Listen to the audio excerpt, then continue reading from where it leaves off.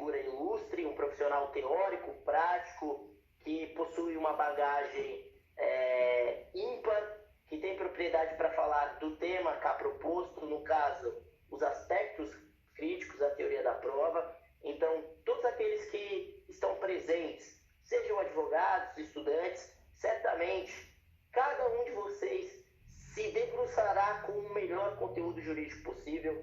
Dr. Rodrigo Casimiro, ele é professor, defensor público, assessor de ministra no Superior Tribunal de Justiça, é um profissional que pode falar e muito bem do tema. Então, um parabéns para todos os advogados, desde logo, e eu passo a palavra para o nosso eminente palestrante, Dr. Rodrigo Casimiro. Não sei se a pronúncia está correta, Excelência. Está corretíssima, meu amigo. Primeiramente, boa noite a todas e todos que estão aqui nos brindando com sua audiência.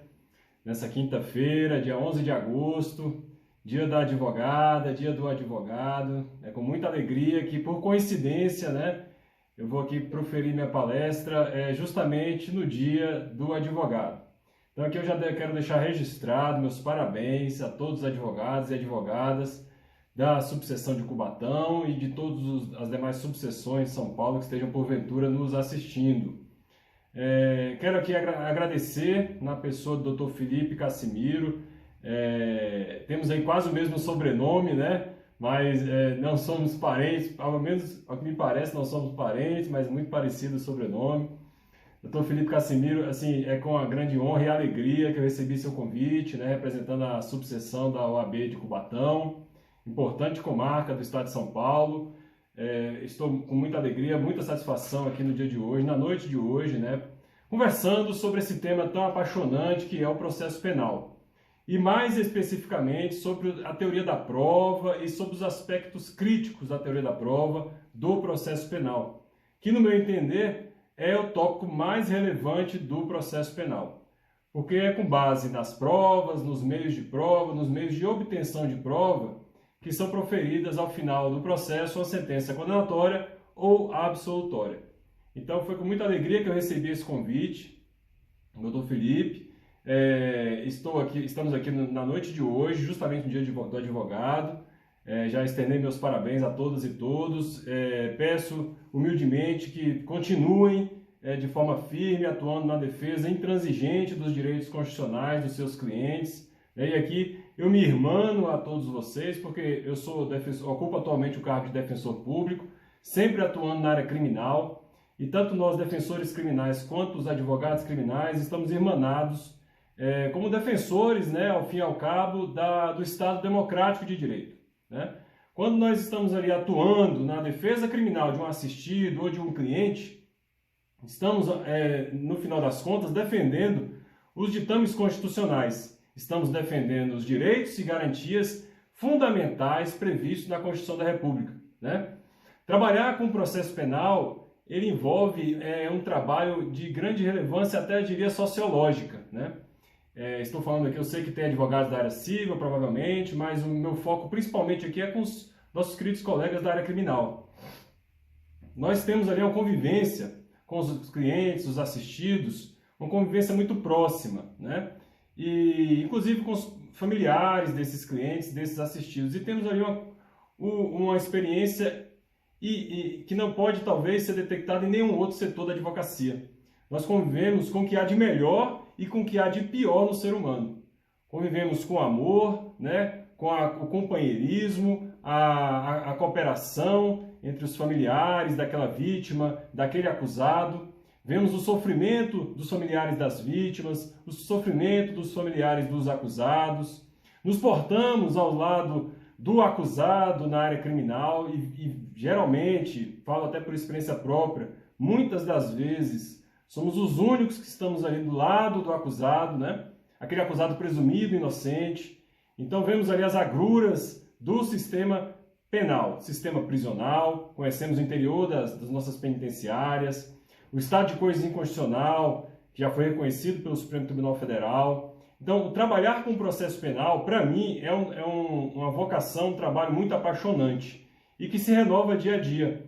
Quando conseguimos realizar a justiça, quando conseguimos defender um acusado, um cliente, um assistido e ver a justiça ser feita, quando conseguimos impetrar um habeas corpus e reverter, eventualmente, uma decisão de primeiro grau, quando conseguimos revogar uma prisão preventiva que não estava decretada com base no artigo 312 do CPP. Então, é uma vocação e um trabalho que se renova diariamente, no meu entender. Então, eu quero deixar aqui um abraço forte a todos os nossos colegas, tanto defensores criminais, advogados criminais, aos estudantes que estejam nos assistindo. Deixo aqui já uma grande mensagem de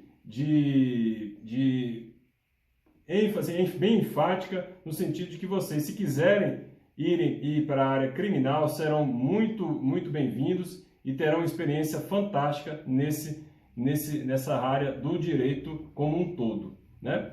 Aqui eu falo ainda num parênteses, antes de adentrar no nosso tópico da teoria da prova, falo um pouco ainda sobre essa nossa experiência do direito processual penal, do direito penal. Falaremos hoje aqui sobre o standard probatório, a questão da prova, a questão epistêmica da prova, quando é que vai ser necessário um standard probatório mais rigoroso, um standard probatório menos rigoroso. E já nesse ponto eu gosto de ressaltar sempre as palavras aqui do nosso querido jurista italiano Francesco Carnelucci, que diz basicamente o quê? E isso é importante, inclusive, no dia do advogado. Ele diz o quê? Que a tortura, nas formas mais cruéis, está abolida, ao menos no papel. Mas o processo por si mesmo já é uma tortura. Então é importante que tenhamos isso em mente. Um processo criminal instaurado, uma prisão preventiva decretada sem que estejam observados aqueles requisitos do Código de Processo Penal, já configura uma tortura para o acusado e para a família daquele acusado. Então, por isso que a advocacia criminal é tão relevante. É por meio daquela advocacia combativa na área criminal que são apontados eventuais erros, eventuais injustiças, que devem ser reparadas pelo Poder Judiciário. E por isso que eu digo, muitas vezes a gente atua numa comarca menor, já atuei como defensor público em comarcas pequenas, a gente acaba conhecendo ali no dia a dia grande parte da sociedade local, e aí vem um cidadão, uma cidadã e pergunta: mas doutor, como é que o senhor consegue... Está sem áudio. Eu mandei mensagem para o senhor, ficou alguns segundos aí, cerca de 40 consegue me ouvir? Consegue me ouvir, doutor Felipe? Está constando que está desligado seu microfone. Deixa eu ver novamente. Desculpe. Não, Desculpe, eu realmente ativei aqui sem querer, perdão. Perdão. Então, retomando aqui, eu não sei muito bem de onde eu parei, mas eu estou fazendo ainda um parêntese, né, no introdutório, sobre essa questão da importância da advocacia criminal e sobre essa relevância do atuar do advogado, do defensor público criminal. Nós ali, quando estamos atuando, não estamos atuando na defesa singular daquele acusado. Estamos atuando na defesa da Constituição, na defesa dos direitos fundamentais, do direito ao contraditório, do direito à ampla defesa, da presunção de não culpabilidade. Todos esses direitos são assegurados por meio da atuação defensiva criminal do advogado ou do defensor público. E como eu já disse, a questão do processo em si, temos que estar sempre vigilantes acerca das prisões cautelares, acerca de medidas cautelares diversas da prisão, para que essas medidas sejam decretadas somente se configurados os requisitos do CPP. Então, como eu estava dizendo, algumas pessoas às vezes me procuravam, né, quando eu atuava em comarcas menores, e aqui deixa sempre uma mensagem de otimismo, né, para os colegas advogados, perguntavam: doutor, como é que o senhor defende fulano que cometeu determinado crime, Beltrano que cometeu aquele bárbaro crime de homicídio? E eu sempre respondi, e sempre respondo, né? O advogado da área criminal, o defensor da área criminal, ele não defende XYZ. Ele defende a Constituição Federal. Ele defende os direitos e garantias fundamentais. Ele defende que uma sentença seja prolatada com lisura, com observância do devido processo legal, porque somente dessa forma essa sentença terá credibilidade. O atuar da defesa penal de forma intransigente, ela confere lisura e credibilidade à sentença penal. Porque, como já dizia Martin Luther King, uma injustiça provocada em um determinado lugar, ela pode se tornar uma injustiça para todos. Porque a partir do momento em que é cometida uma injustiça, cria-se ali um precedente, uma fissura no sistema de justiça, e que pode ser replicada em outros casos. Então é por isso que o advogado e a advogada, principalmente nesse dia, eu quero deixar essa mensagem de que a advocacia criminal é uma tarefa árdua, mas muito nobre. E deixar aqui mais uma mensagem do jurista brasileiro Sobral Pinto, que dizia que a advocacia criminal não é profissão para covardes. E não é mesmo. Muitas das vezes estamos sozinhos ao lado do acusado contra todo o aparato estatal, todo o estado de acusação, seja Polícia Civil, Polícia Federal, seja Ministério Público, e estamos ali, lado a lado, ombreados com aquele acusado. Diversos tribunais do júri em qual eu atuei, eu estava ali sozinho ao lado do acusado. Muitas das vezes ele está preso preventivamente, sempre pedi para retirar as algemas com base na súmula vinculante, e pedia também sempre, de forma por meio de petições ao juízo, que fosse providenciado uma roupa própria do acusado para que ele fosse julgado perante o conselho de sentença, evitando assim, portanto, a estigmatização daquele pronunciado. Esse é um direito fundamental que tem que ser observado. Aqui ainda na parte introdutória, eu deixo essa mensagem também para aqueles que atuam no tribunal do júri. Sempre que forem defender um acusado, um acusado que seja preso preventivamente, uma sugestão que eu faço, e eu sempre atuei dessa forma, peticionem ao juízo, peçam que esse acusado tenha o direito de usar suas próprias vestes no tribunal do júri. É um direito fundamental. Está previsto nas regras de Mandela, Convenção das Nações Unidas, justamente com o objetivo de evitar a estigmatização do acusado e viabilizar um julgamento imparcial, que não haja ali, portanto, por parte dos jurados, um pré-julgamento. Sabemos que no tribunal do júri, por ser formado por jurados, juízes leigos, selecionados no meio social, esse ponto, essa sensibilidade do defensor ou do advogado é muito importante. É bom resguardar o direito do acusado, presumido inocente, de ser julgado com suas próprias vestes. E aqui, para finalizar essa parte introdutória, eu peço licença para ler um trecho de um livro pequeno, mas muito importante, que eu gosto sempre de rememorar quando eu estou com alguma dúvida, algum questionamento na minha atuação, que é um livro denominado As Misérias no Processo Penal, de autoria do Francesco Carnelucci, jurista italiano, do qual eu já mencionei aqui na noite de hoje. O que ele diz sobre o advogado? Primeiro ele traz a origem da expressão advogado. A origem da expressão advogado vem da palavra advocatus, que é aquele chamado a socorrer. E o que ele diz a respeito disso? Carnelucci diz que o advogado é aquele que o acusado pede em primeiro plano a forma essencial de ajuda, que é a própria amizade. Muitas vezes o acusado está sozinho contra todo o aparato estatal e tem apenas no advogado ou no defensor público uma pessoa para fazer valer os seus direitos constitucionais, os seus direitos fundamentais. Como eu já disse, a sentença penal condenatória pode e deve vir sempre amparada com base em prova judicializada, mas desde que observar os direitos fundamentais e desde que a dosimetria também observe o artigo 59 e seguintes do Código Penal. E o que diz o Carnelucci nessa toada? Aquilo que atormenta o cliente e o impele a pedir ajuda é a inimizade. O que causou o delito é a inimizade. Qualquer um de nós, infelizmente, podemos um dia, eventualmente, praticar um delito. E iremos querer, neste momento, um advogado, um defensor do nosso lado, atuando de forma intransigente na defesa dos direitos fundamentais. E aí vem, concluindo Carnelucci, a essência, a dificuldade e a nobreza da advocacia é esta: sentar-se sobre o último degrau da escada ao lado do acusado. Então estamos, meus caros e minhas queridas advogadas, meus queridos advogados, ombreados neste tema. Esta era uma parte introdutória que eu gostaria de ter feito para demonstrar a relevância do tema do processo penal. Tratamos no processo penal com o que há de melhor e de pior no ser humano. Conhecemos o amor, o carinho dos parentes, do acusado percorrendo todo aquele processo criminal, toda a execução penal e sempre ali lado a lado do acusado. Conhecemos a dor da vítima no dia do julgamento, querendo, no seu direito, a condenação a todo e qualquer custo. E conhecemos também o sabor e a alegria do acusado que é inocente ao final do julgamento por parte do Conselho de Sentença, essa alegria que é de ver seus familiares reunidos comemorando o julgamento por parte do Conselho de Sentença, que, na minha opinião, é a instituição mais democrática do processo penal. No Tribunal do Júri, além de ser uma garantia constitucional, um direito individual, uma cláusula pétrea, nós temos ali o direito sendo realizado, via de regra, no mesmo dia, a prova sendo colhida diante dos jurados e a sentença saindo na mesma data. E o semelhante julgando o seu semelhante.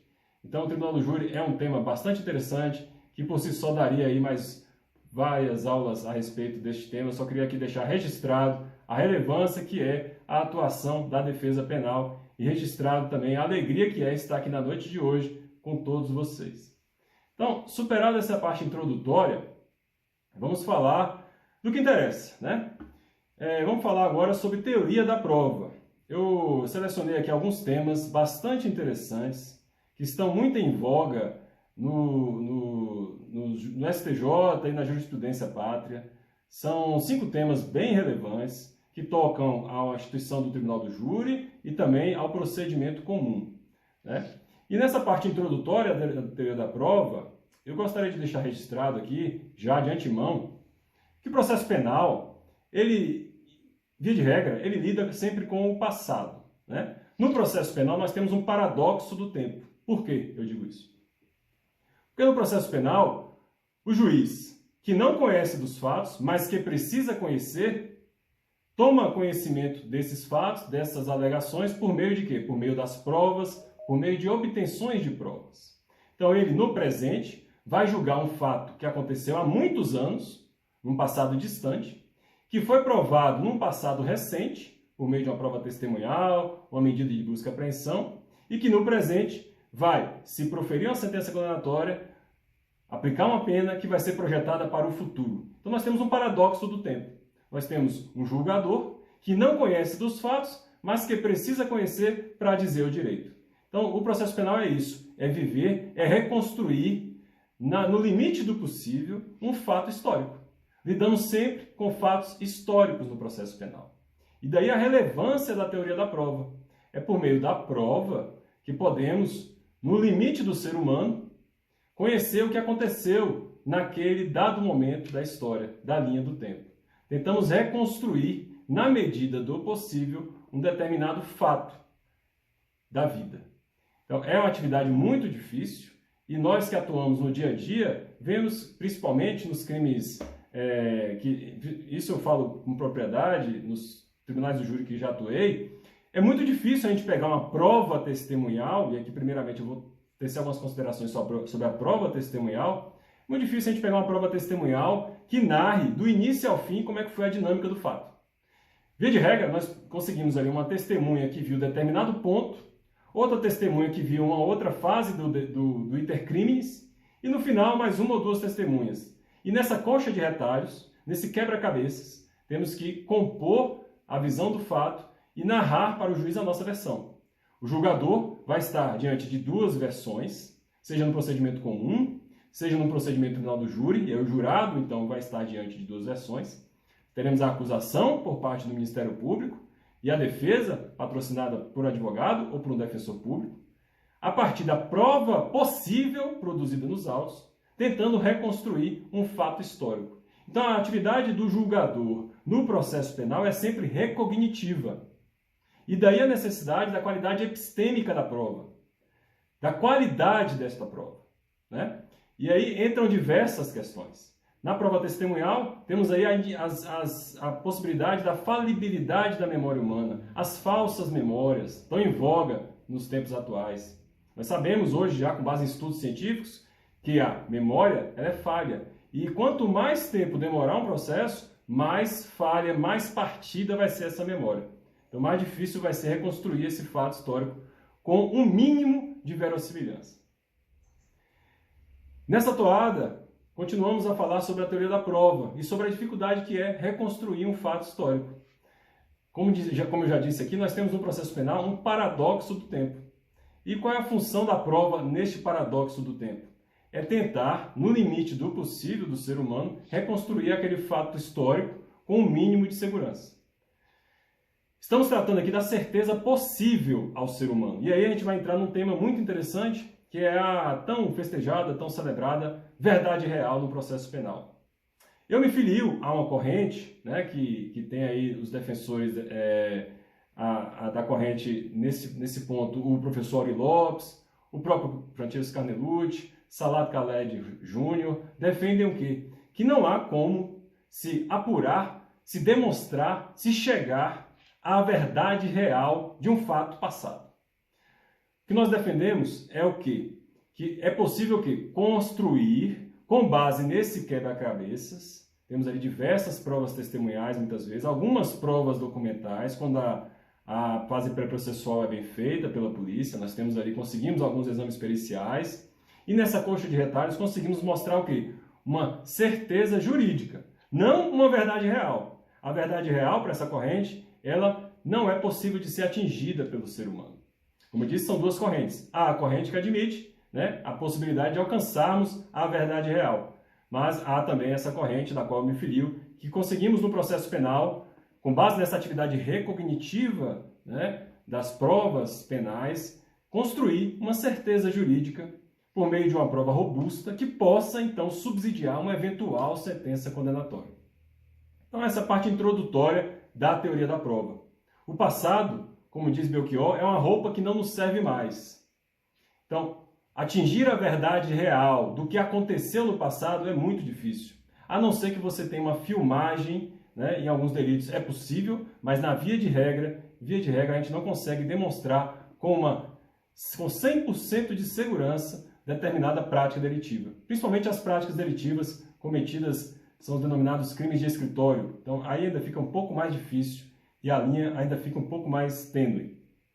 E falando sobre certeza jurídica, que é o que nós defendemos, a possibilidade, né, da construção dessa certeza jurídica com base nas provas colhidas nos autos, eu ainda deixo aqui mais uma crítica acerca da verdade real. Essa verdade real, tão, né, celebrada por nós, que eu digo, os operadores do direito, que nós aprendemos na graduação, via de regra, eu entendo, e essa corrente também entende, que ainda é um resquício do sistema inquisitorial, né? Nós sabemos que atualmente o Brasil, por meio da Constituição da República, ele adota o sistema acusatório. Então temos bem separadas as funções de acusação, defesa e de julgador, né? Está previsto inclusive no artigo 3º-A do Código de Processo Penal e temos inclusive precedente de controle concentrado do STF prescrevendo que realmente o Brasil adotou o sistema acusatório. Então tudo isso está aliado e demonstra que o que nós conseguimos no processo penal é reconstruir um fato histórico e promover uma certeza jurídica. Nem sempre uma verdade real, mas sim uma certeza jurídica que possa então subsidiar uma sentença eventualmente condenatória. Esta é a visão contemporânea do processo penal lido à luz da Constituição da República. Um processo penal democrático e constitucional, no qual a publicidade é a regra. Nesse ponto eu ressalto aqui as palavras do ministro Rogério Schietti, do STJ, que define, que assevera que o processo penal ele é feito artesanalmente. Cada caso é um caso. Ele não é feito por atacado. Então é neste ponto que o advogado, o defensor, tem que ter muita atenção. Cada caso é um caso, cada caso tem sua nuance. E as nuances no processo penal são muito importantes. E, às vezes é por uma nuance que uma sentença absolutória é proferida, às vezes por um detalhe que não fica devidamente demonstrado, que a narração feita pelo Ministério Público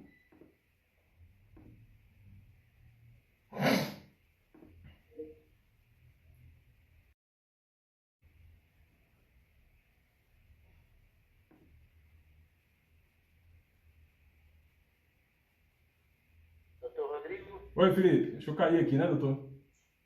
Caiu. Conseguiu me ouvir até a questão do ministro Rogério Schietti? Sim, o senhor estava falando justamente desse ponto. Pois é, então, meus caros, desculpe, acho que caiu aqui a internet, talvez, não sei. Mas retomamos. Então, a sentença condenatória, no processo penal, ele tem que ser analisado e julgado com base em cada caso. Justiça não se faz a todo e qualquer custo. Justiça se faz à luz da prova produzida em contraditório. E aqui nós vamos começar a falar de prova produzida em contraditório. Prova para a sentença penal condenatória é prova produzida diante de magistrado, prova produzida sob as luzes garantistas do contraditório e da ampla defesa. Então, falando justamente sobre esse tópico, vamos passar a falar sobre alguns pontos bem importantes do processo penal, algumas garantias constitucionais que estão inseridas no nosso CPP, né? Apesar do nosso CPP ser antigo, de 1941, ou seja, antes da Declaração Universal dos Direitos do Homem, ele traz ali algumas regras muito importantes para o nosso sistema acusatório, para o nosso processo penal constitucional. E eu destaco duas. Neste ponto eu destaco o artigo 156 do CPP, que prevê o ônus probatório. O ônus da acusação no processo penal é de quem acusa, é do Ministério Público ou do querelante na ação penal de iniciativa privada. Então, cabe a quem acusa provar de forma segura aquela acusação, aquela prática delitiva. Ao acusado não cabe nenhuma prova, não há ônus de demonstrar sua inocência. Ele é presumido inocente. Cabe ao Ministério Público, via de regra, provar a autoria e a materialidade do delito imputado. Isso é uma grande garantia prevista no nosso Código de Processo Penal. Havendo dúvida sobre essa imputação, não há outro caminho a não ser a absolvição no procedimento comum ou a impronúncia ou a absolvição sumária no rito do júri, em razão, inclusive, do princípio do indúbio pro réu, que é um subprincípio da presunção de inocência. Outra garantia prevista também no nosso CPP é o artigo 155 do CPP. O que ele dispõe? Que a sentença condenatória ela não pode estar baseada exclusivamente em elementos indiciários, em elementos colhidos na fase inquisitorial. Há que se ter prova produzida em contraditório. Essa é uma grande garantia, uma garantia muito importante para o acusado e prevista no nosso processo penal constitucional. O processo penal, e aqui é bom sempre frisar esse ponto, falando sobre teoria da prova, o processo penal, isso de acordo com o ministro Celso de Mello, o ministro Gilmar Mendes, o processo penal ele serve como uma salvaguarda do cidadão acusado. O processo penal ele serve como um escudo contra eventuais abusos e excessos praticados pelo Estado da acusação. Temos todo o aparato estatal, Ministério Público, Polícia e do outro lado o acusado com o seu advogado ou o seu defensor.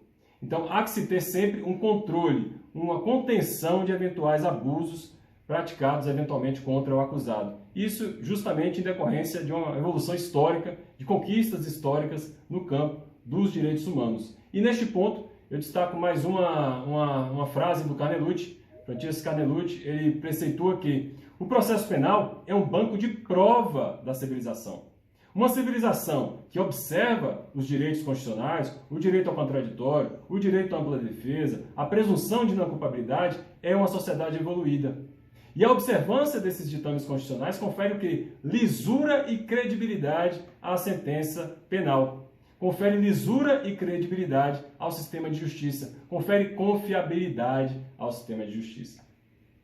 Então, uma condenação, para ser proferida por um juízo, ela deve estar sempre respaldada por prova produzida em contraditório, prova lícita, colhida de acordo com os ditames constitucionais, uma prova coerente, segura e robusta. Caso contrário, não há outro caminho a trilhar a não ser a absolvição do acusado. Superado este ponto, e esta é a parte introdutória da teoria da prova, vamos passar então a tecer algumas considerações sobre os pontos relevantes que eu trouxe para todos vocês. E já de antemão eu estou aqui à disposição.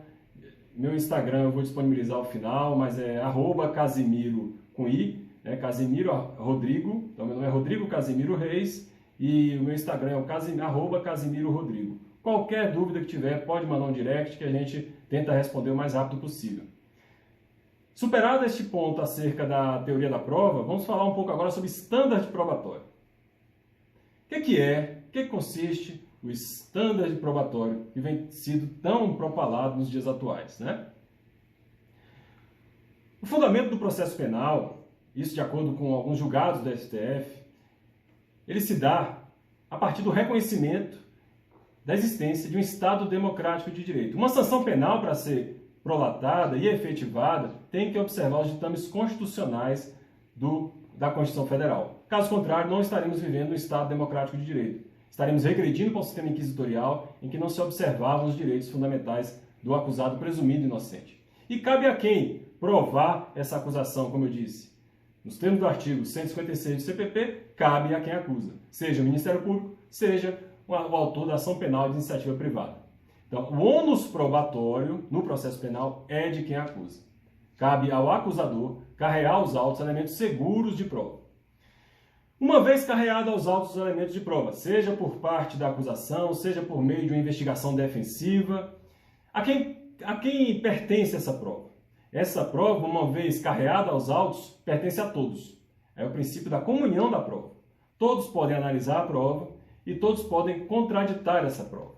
Então temos aí o cross-examination dessa prova juntada aos autos. E aí vem o que nós estamos aqui tratando, que é o tema do standard probatório. O que é um standard probatório? Como é que a gente pode definir de forma rápida o que é um standard probatório? O standard probatório pode ser definido como o grau de quantidade da prova necessário para se proferir uma decisão.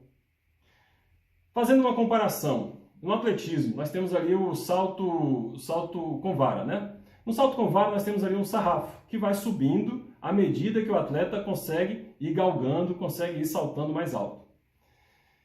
No processo penal, temos um raciocínio parecido. Em algumas decisões, a gente pode ter um standard probatório, um sarrafo mais baixo, porque são decisões que não repercutem tanto na vida particular do acusado. Por exemplo, uma decisão de admissibilidade da denúncia tem um standard probatório mais baixo. Para que seja proferida uma decisão de recebimento de denúncia, bastam indícios colhidos na fase inquisitorial. Então temos um standard probatório mais baixo. Para uma decisão de pronúncia, que vai remeter o acusado ao julgamento por um tribunal do júri, já temos um standard probatório mais elevado. Não bastam indícios, tem que haver o quê? Prova judicializada. Esse é o nosso entendimento. Veremos que há uma certa divergência, mas atualmente temos esse entendimento respaldado pelo STJ. Para se proferir uma decisão de pronúncia, há que se ter prova judicializada também, não bastam indícios. E para uma sentença condenatória, aí o standard probatório é o mais alto. Para que se profira uma sentença condenatória, tem que ser demonstrado que não há qualquer dúvida razoável. A prova tem que superar qualquer dúvida razoável. Tem que ser uma prova robusta, concreta e certa acerca da autoria e da materialidade delitiva. Então isso, em resumo, é standard probatório. Falado sobre esse tópico, eu destaquei 2 pontos ainda sobre standard probatório, que são bem interessantes, que estão muito em discussão atualmente na doutrina. A questão do suposto princípio do indubio pro societate, né? Esse é o primeiro ponto. O que é o princípio do indubio pro societate, que a gente aprende na faculdade? A gente aprende na faculdade que o rito do júri ele é bifásico, né? A primeira fase se encerra na fase de pronúncia. O juiz, após a instrução, vai decidir se pronuncia, impronuncia ou absolve sumariamente aquele acusado. Se ele pronunciar, o acusado ele vai para júri. Se ele impronunciar ou absolver sumariamente, o processo se encerra ali. Se encerra na primeira fase do rito do júri. O que se entende por princípio do indubio pro societate? Grande parte da doutrina, e aqui eu elenco o professor Rogério Sanches, entende que o princípio do indubio pro societate é constitucional. E diz o que, basicamente? Que bastam indícios colhidos na fase inquisitorial para que se pronuncie o acusado. E que eventual dúvida deve se resolver em favor da sociedade. Ou seja, na dúvida, deve-se pronunciar o acusado e remetê-lo a julgamento pelo tribunal do júri. Essa é a primeira corrente. A corrente que a gente aprende na faculdade, na graduação, via de regra. Ocorre que atualmente há uma corrente forte na qual eu me filio, né? Estou aí ombreado pelo professor Ari Lopes e pela doutrina contemporânea, Renato Brasileiro, que entende que o princípio do indubio, o suposto princípio do indubio pro societate, ele é inconstitucional. Para que se pronuncie alguém ao julgamento por parte do Conselho de Sentença, é indispensável que, além de indícios colhidos na fase inquisitorial, há que se ter o quê? Prova judicializada produzida em contraditório diante do magistrado. Então, para que se promova o pronunciamento, para que seja feita a pronúncia desse acusado e se remeta ele ao julgamento por parte dos jurados, há que se ter a reunião de indícios e prova judicializada. Este é um ponto muito relevante que eu destaco. Temos aí um precedente recente do STF, proferido no final de 2019, publicado em 2020, que é o agravo em recurso extraordinário de número 1067-392, no qual o STF concluiu, por meio de sua segunda turma, que o princípio do indubio pro societate é inconstitucional e, então, reformou a decisão de pronúncia e o acusado, então, esse processo, então, restou extinto com a impronúncia desse acusado. O STF concluiu que haveria a necessidade de, além de indícios colhidos na fase inquisitorial, teria que ter também o quê? Prova judicializada produzida em contraditório. Eu ressalto que esse entendimento da segunda turma, nesse julgado, ele não vem sendo, até mesmo porque não é vinculante, ele não vem sendo seguido, né, pela maior parte dos tribunais de justiça. Né? Temos também precedentes do STJ no sentido de admitir o princípio do indubio pro societate. Ocorre que, recentemente, no mês de junho agora de 2022, a quinta turma proferiu uma decisão retratando, já sinalizando que há uma divergência doutrinária a respeito do agravo regimental no HC de número 729002. A quinta turma, então, retratou que há essa divergência acerca da constitucionalidade ou não do princípio do indubio pro societate. Então, pode ser que daí esteja vindo, então, uma mudança de entendimento por parte das turmas de direito penal do STJ. Eu, juntamente com os professores Auri Lopes, Renato Brasileiro, entendemos que o princípio do indubio pro societate é inconstitucional e que, para o acusado ser submetido a um julgamento por parte do Conselho de Sentença, tem que se ter um mínimo de prova judicializada. Eu sei que o tribunal do júri é uma cláusula pétrea, é um direito individual, mas todos que atuamos no tribunal do júri sabemos da acessibilidade que é um julgamento por parte de um conselho de sentença. São juízes de fato, que não têm via de regra formação técnica e que julgarão o caso de acordo com sua íntima convicção, né, e com as idiosincrasias que pertencem a cada ser humano. Então, o recomendável é que haja nesse filtro, né, da fase de pronúncia, porque esse é um filtro, temos ali a primeira fase, que se encerra na fase de pronúncia. O juízo de admissibilidade da acusação na pronúncia é um filtro processual inserido pelo legislador, e esse filtro tem que ser exercido. Deve ser remetido ao julgamento por parte do Conselho de Sentença apenas aqueles acusados contra os quais foi produzido o mínimo de prova judicializada. Superado esse ponto do indubio pro societate, eu trago aqui mais um ponto bem interessante, que é a questão da observância do artigo 155 do Código de Processo Penal na fase de pronúncia. É necessária...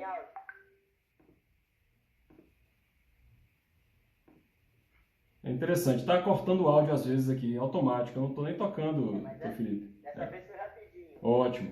Então vamos passar aqui agora a falar sobre o artigo 155 do CPP na fase de pronúncia.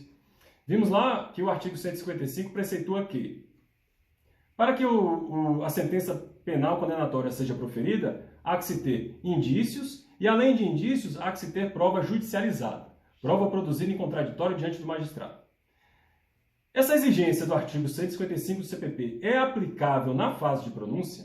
Aí vem a divergência. A doutrina, entendendo que não há necessidade de observância do artigo 155, que bastam indícios produzidos no inquérito para que o acusado seja pronunciado.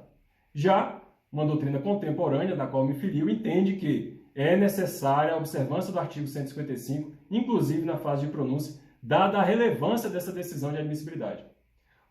Para que o acusado seja submetido a um julgamento por parte do Conselho de Sentença, há que se ter um mínimo de prova judicializada produzida, uma segurança jurídica. Temos ali na primeira fase, no final da primeira fase, um filtro processual inserido pelo legislador. E essa inserção desse filtro tem uma razão de ser. O julgador, o juiz de direito togado, ele só deve remeter um acusado para julgamento por parte de um conselho de sentença caso haja uma justa causa. Uma justa causa, entenda-se, uma prova produzida em contraditório, um mínimo de prova de autoria produzida em contraditório. E aí nós temos uma evolução jurisprudencial do STJ.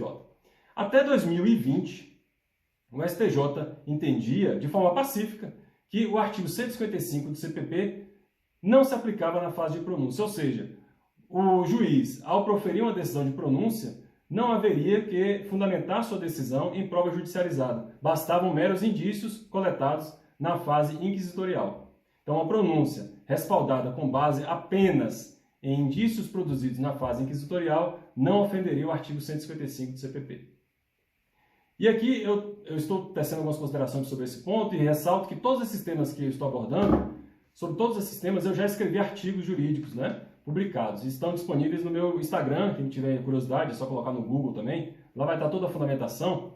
Nesse período, em 2020, eu escrevi um artigo defendendo justamente o quê? Que haveria a necessidade de observância do 155 do CPP na pronúncia. Ou seja, que o juiz, para pronunciar o acusado, deveria respaldar sua decisão com base em prova judicializada. Caso contrário, haveria então ofensa ao artigo 155 do CPP. E o que aconteceu a partir de 2020? Houve uma virada jurisprudencial no STJ. O STJ passou a entender, por meio de suas duas turmas de direito penal, que o juiz, para pronunciar um acusado, tem que fundamentar sua decisão de pronúncia em prova judicializada produzida em contraditório, sob pena de ofensa ao artigo 155 do CPP. Então, eventual decisão de pronúncia que esteja fundamentada, lastreada exclusivamente em elementos inquisitoriais, ela ofende o artigo 155 do CPP. E eu trago alguns precedentes. Tem um precedente do STF, da ministra Carmen Lúcia, no HC 179/201, e também dois precedentes mais recentes do STJ, da 5ª e da 6ª turmas, nesse sentido, que é o ARESP 297/753, da 5ª turma, proferido agora, em agosto de 2022, e outro ARESP, de número 1940/815, da 6ª turma, proferido também em 2022. Então, toda a jurisprudência atual do STJ é no sentido de que a decisão de pronúncia tem que estar respaldada em um mínimo de prova judicializada, sob pena de ofensa ao artigo 155 do Código de Processo Penal. Então, feitas as considerações sobre a questão em torno do artigo 155, na fase de pronúncia, sobre o princípio, o suposto princípio do indubio pro societate, vamos agora voltar ao nosso paradoxo do tempo. Falamos lá no início da nossa fala sobre o paradoxo do tempo no processo penal. O processo penal trata e trabalha sempre com o passado, uma reconstrução de um fato passado. Estamos no presente, tentando reconstruir, nos limites do ser humano, um fato histórico. E aí vem um novo tema nosso. Qual é o tema? Testemunho de ouvir dizer. O que significa isso? Em inglês, geralmente a jurisprudência cita o português e o inglês, o hearsay testimony. Então, testemunho de ouvir dizer.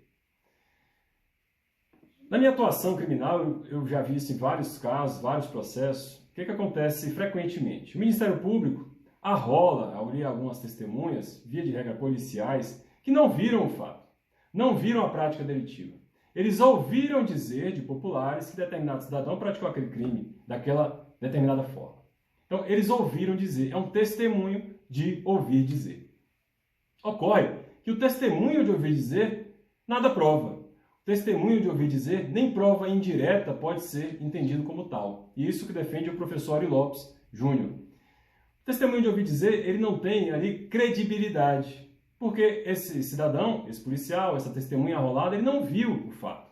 Ele está apenas relatando algo que alguém disse que viu. Então aí nós não temos então a credibilidade da prova. Isso então é o que se entende por testemunho de ouvir dizer. Outro fato também muito interessante que acontece via de regra em processos criminais ali no tribunal do júri e também em outras investigações que envolvem interceptações telefônicas. Nessas investigações, via de regra, não há testemunhas do fato. Temos ali interceptações telefônicas, são provas materiais.